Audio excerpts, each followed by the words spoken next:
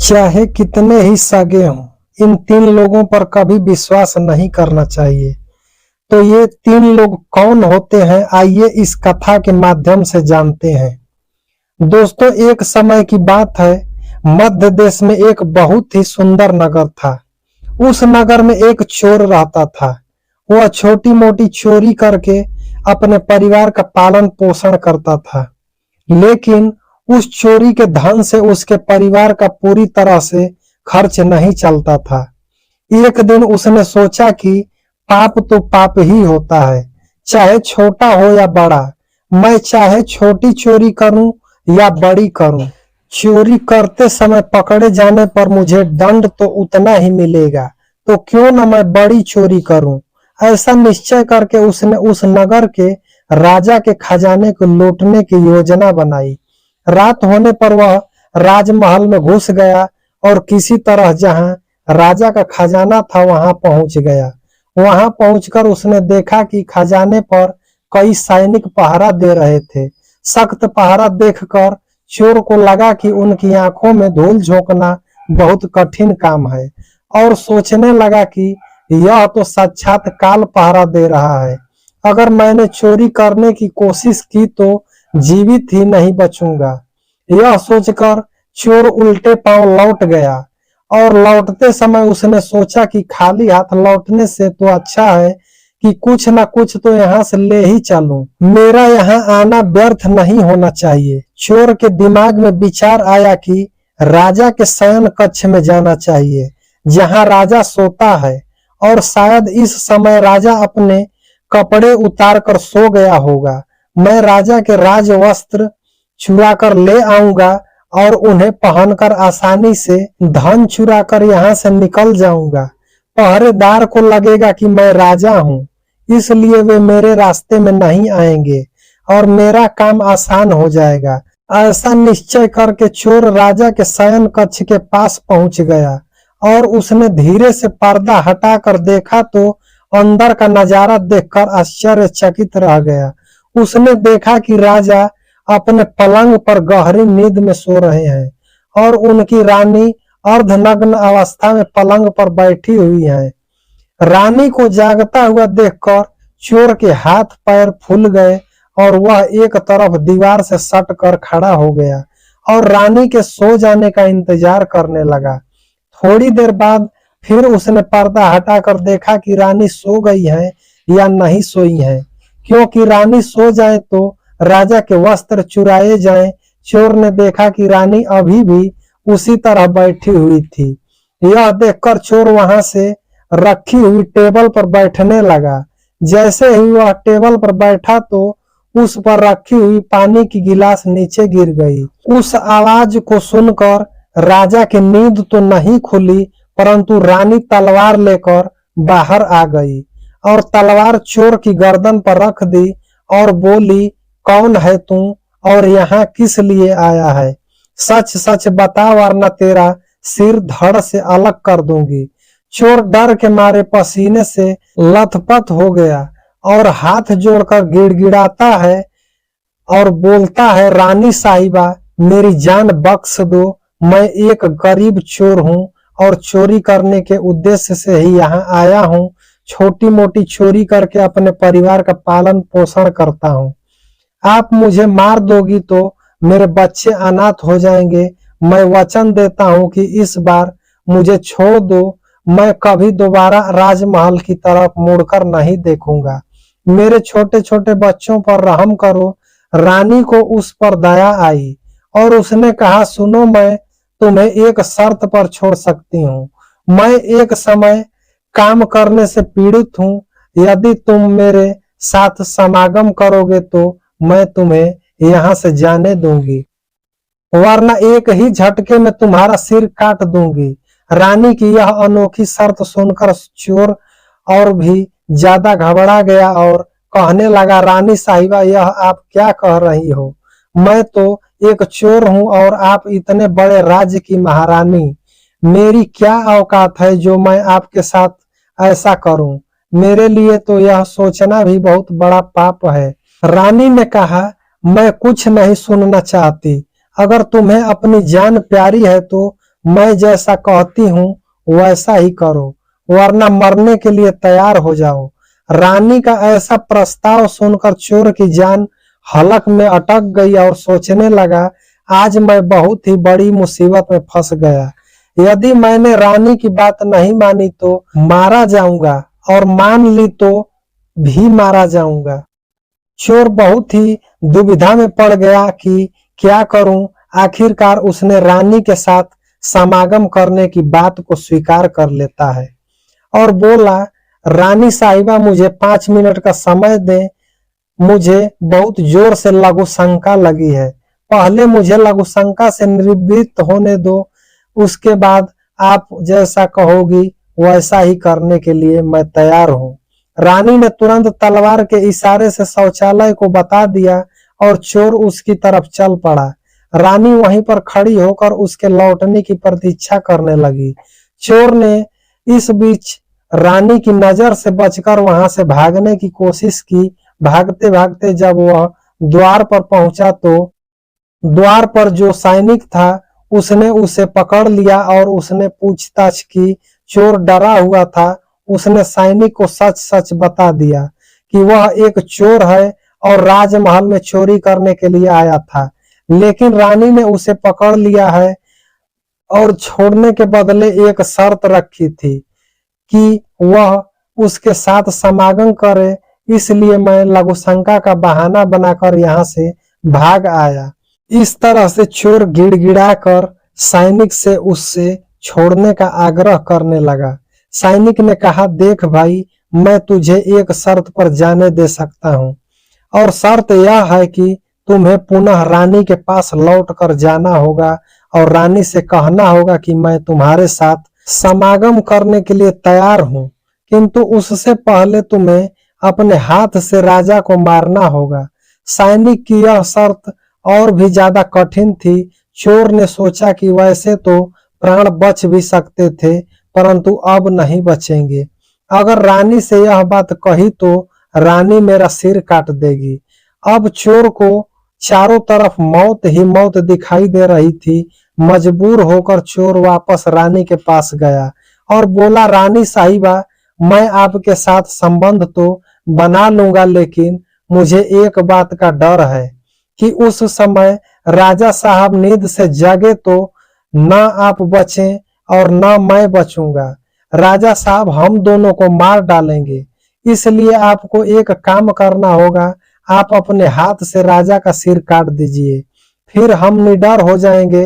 अगर आप इतना कर सके तो मुझे आपकी शर्त मंजूर है, वरना मैं आपके हाथों से मरना उचित समझूंगा। आप मुझे मार दीजिए।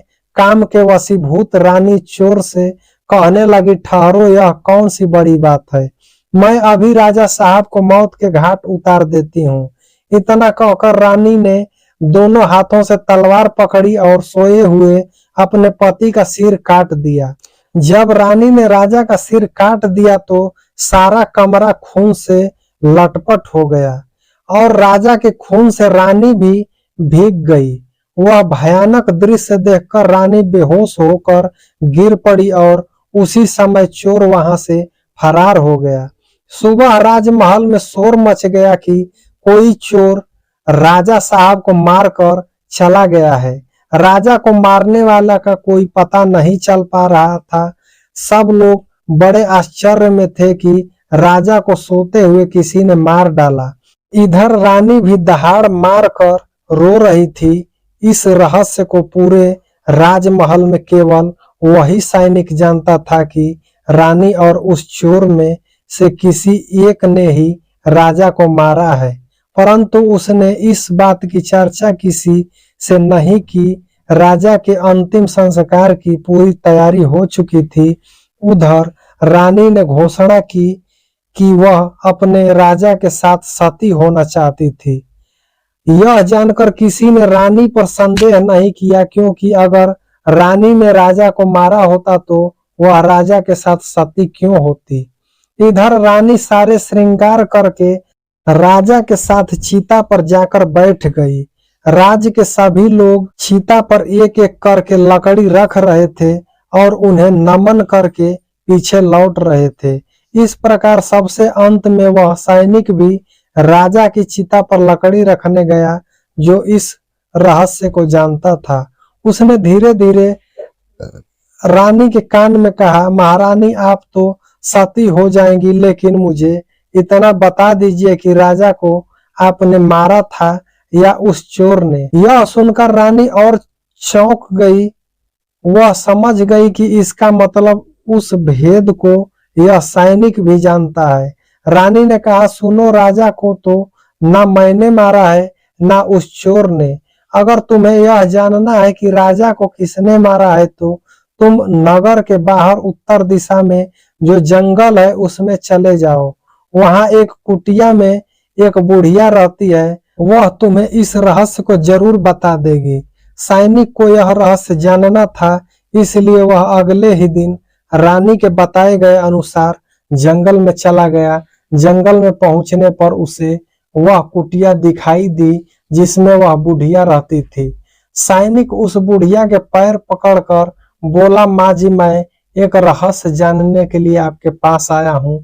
राजा साहब की हत्या किसने की, मुझे बताइए। तब बुढ़िया माँ कहती है, बेटा, अगर तुम्हें यह रहस्य जानना है तो मुझे एक काम करना होगा। मेरी कुटिया के बाहर एक बकरा बंधा हुआ है, तू अपनी तलवार से उसका सिर काट दे और सिर काटते ही बकरे की धड़ वहीं पर गिर जाएगी और उसका सिर हवा में उड़ने लगेगा। तब तुम उस बकरे के सिर के कान पकड़कर लटक जाना। वह बकरे का सिर तुझे जिस जगह पर ले जाएगा वहां पहुंचकर तुझे तेरे सवाल का जवाब मिल जाएगा कि राजा को किसने मारा है। अब सैनिक ने वैसा ही किया। कुटिया के बाहर जो बकरा बंधा हुआ था, सैनिक ने उस बकरे का सिर काट दिया। सिर काटते ही वह हवा में उड़ने लगा। उसने झटपट बकरे के दोनों कान पकड़ लिए। वह सिर उड़ता हुआ उसे एक भयंकर वनों के बीच ले गया। उस जगह पर एक गुफा बनी हुई थी। उस गुफा के द्वार पर जाकर वह सिर नीचे उतार दिया। सैनिक सोचने लगा कि इस जंगल में ना तो कोई मनुष्य दिखाई दे रहा है, यहाँ बुरा भला कौन मुझे राजा की मौत का रहस्य बताएगा। वह गुफा के द्वार पर खड़ा ही सोच रहा था और वह गुफा एक राक्षस की थी, जिसमें वह राक्षस और उसकी एक बेटी रहते थे। अब शाम हो गई थी और वह राक्षस अपने भोजन के लिए बाहर गया हुआ था। गुफा के अंदर उसकी बेटी मौजूद थी। इधर जब राक्षस कन्या को किसी मनुष्य की गंध मालूम पड़ी तो वह द्वार पर निकल कर आई। उसने देखा कि एक हट्टा कट्टा नौजवान गुफा के द्वार पर खड़ा है। राक्षस कन्या ने सोचा कि अगर मैंने इसे खा लिया तो मेरे एक समय की भूख मिट जाएगी, और अगर मैंने इसे जिंदा रखा तो यह नौजवान मेरे बहुत काम आएगा। राक्षस कन्या ने तुरंत एक सुंदर लड़की का रूप बनाया और उनके सम्मुख पहुंच गई। इतनी सुंदर स्त्री उसने आज तक पहले कभी नहीं देखी थी। वह सैनिक उसे देखते ही उस पर मोहित हो गया।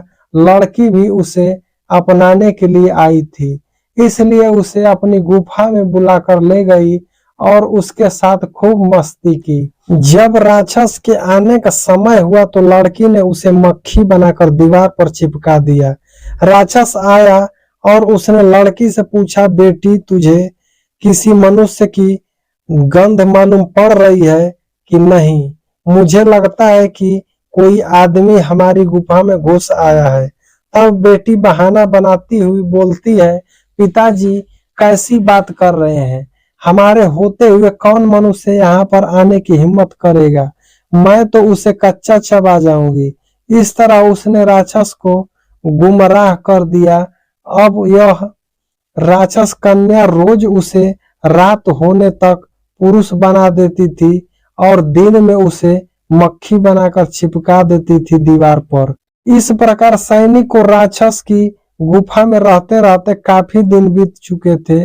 अब उसे अपनी पत्नी और बच्चों की याद आने लगी, परंतु वह राक्षस कन्या के चुंगल से नहीं निकल पा रहा था। एक दिन उसे मौका मिल गया और वह किसी तरह रात में वहां से भाग निकला। भागते भागते कई दिनों के बाद वह अपने नगर पहुंच गया। अपने नगर पहुंचकर उसे बहुत खुशी हुई। अपने बच्चों से मिलकर वह बहुत प्रसन्न हुआ। वह सोचने लगा, अच्छा हुआ जो मैं वहां से चला आया, न जाने कब तक वह मुझे मक्खी बनाकर वहां रखती। इस तरह उस सैनिक की अपने घर पर रहते हुए काफी दिन बीत गए। एक दिन उसे फिर उस लड़की की याद आई। अब तो दिन रात वह उसके ख्यालों में खोया रहता था। उसकी सुंदरता को याद कर उससे मिलने की इच्छा करता रहता था। उसके बिना ना खाना खाना अच्छा लगता था, न पीना अच्छा लगता था। समय यही सोचता था कि उससे किस तरह मिलन होगा। सैनिक उस राक्षस कन्या से मिलने के लिए तड़पने लगा और उसने फिर से उसके पास जाने की निश्चय किया। उसने सोचा कि पिछली बार तो मुझे उस बुढ़िया ने पहुंचा दिया था, लेकिन अब मैं वहां से भाग कर आया हूँ, इसलिए मुझे रास्ते का भी ज्ञान नहीं है। क्यों न मैं एक बार फिर से उस बुढ़िया की सहायता ले लूं। ऐसा सोचकर वह उस बुढ़िया की कुटिया पर पहुंच गया और हाथ जोड़कर बोला, हे माता, एक बार मुझे फिर से उसी स्थान पर भेज दो जहां पर मुझे पहले भेजा था। अब वह सैनिक राजा की हत्या का रहस्य भूल चुका था। वह राक्षस कन्या से मिलने की बेचैनी उसके अंदर बढ़ती जा रही थी। वह बुढ़िया समझ गई कि यह काम के वशीभूत हैं। उस बुढ़िया ने कहा, बेटा, पहले तो मेरे पास एक बकरा था जिसके कान पकड़कर तुम वहां से चले जाते थे। अब तो वह भी नहीं है। अब मैं तुम्हें कैसे पहुंचाऊं? तब सैनिक ने कहा, हे माता, मैं जीवन भर आपका गुलाम रहूंगा। एक बार उस लड़की से मुझे मिला दो। बुढ़िया ने कहा, बेटा, मैं तुझे मिला तो दूंगी, पर इसके लिए तुझे अपने बेटे को मेरे पास लाना होगा। सैनिक बोला, यह कौन सी बड़ी बात है? इतना कहकर सैनिक अपने बड़े बेटे को बुलाकर ले आया। बुढ़िया ने कहा, बेटा, जिस तरह तुमने अपने बकरे का सिर काटा था, उसी तरह तुम अपने बेटे का सिर भी काट देना। फिर उसी तरह उसका सिर भी हवा में उड़ने लगेगा। तुम उसका सिर पकड़ लेना और यह तुम्हें उसी स्थान पर पहुंचा देगा। काम के वशीभूत वह सैनिक अपने बेटे का सिर काटने के लिए तैयार हो गया। जैसे ही उसने तलवार लेकर बेटे का सिर काटना चाहा, तब उस बुढ़िया ने उसका हाथ पकड़ लिया और कहने लगी, ठहरो, यही तुम्हारे प्रश्न का जवाब है। चाहे कितने ही सगे हो, इन पर कभी भी विश्वास नहीं करना चाहिए। पहला राजा को ना चोर ने मारा था और ना रानी ने। राजा को हवस ने मारा था। जिस तरह काम वासना में अंधा होकर तुम अपने बेटे को मारने के लिए तैयार हो गए, इसी हवस के वशीभूत होकर मनुष्य अंधा हो जाता है और गलत से गलत काम भी कर जाता है। दूसरा, धन के लालच में आकर कोई भी किसी को मार डालता है। और तीसरा, क्रोधी व्यक्ति क्रोध में अंधा होकर सब कुछ भूल जाता है और वह सब कुछ कर डालता है, जिससे जीवन भर उसे पछताने के अलावा कुछ नहीं रहता। क्रोध में उसकी बुद्धि विवेकहीन हो जाती है और वह अपना पराया कुछ नहीं देख पाता। इन तीनों में से हमेशा बचकर रहना चाहिए, अन्यथा जीवन भर पछताना पड़ता है। मित्रों, आशा करते हैं कि आपको हमारा यह सुनाई गई कथा अच्छी लगी होगी।